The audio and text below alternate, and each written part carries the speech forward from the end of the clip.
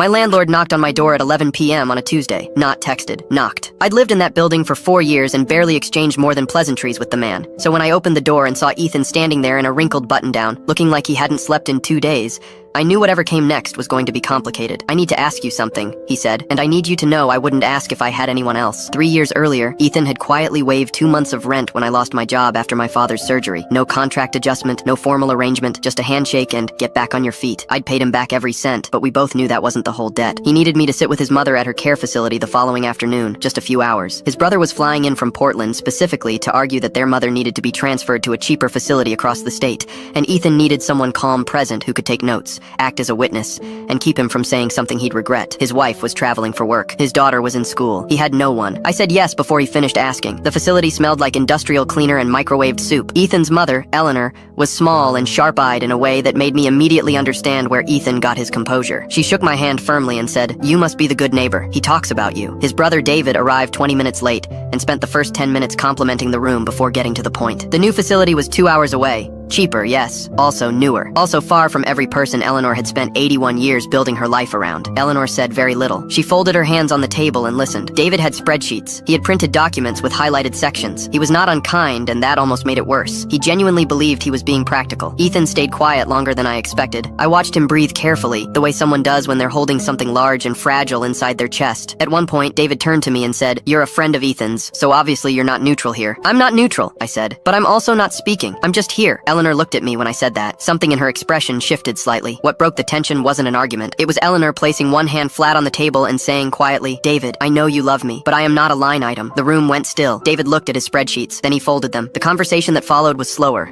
more honest. No resolution that afternoon, but something had cracked open in a way that felt necessary. When we walked out, Ethan didn't say much. He stopped at his car and stood there for a moment with his keys in his hand. "She hasn't said his name like that in years," he said finally. He needed to hear it from her. I drove home feeling the particular exhaustion that comes from witnessing something real. 2 weeks later, Ethan knocked again, normal hour this time, to tell me David had agreed to delay any decision for 6 months. Eleanor would stay. They were going to look into additional support options closer to home. He handed me a bottle of wine I'd mentioned once in passing, 8 months earlier, that I'd wanted to try. I didn't remember telling him that. "You didn't have to do this," I said. "Neither did you," he said. I opened the wine that night and sat with the quiet of my apartment, thinking about how most of the moments that actually matter don't announce themselves. No dramatic music, no clean resolution at the door, just a knock at an inconvenient hour, a choice made in a tired hallway, and 2 people understanding something about each other that didn't require words. Eleanor sent me a card a week later, 3 sentences in careful handwriting. "Ethan told me what you did. I want you to know I noticed. The quiet ones always do. I still have it."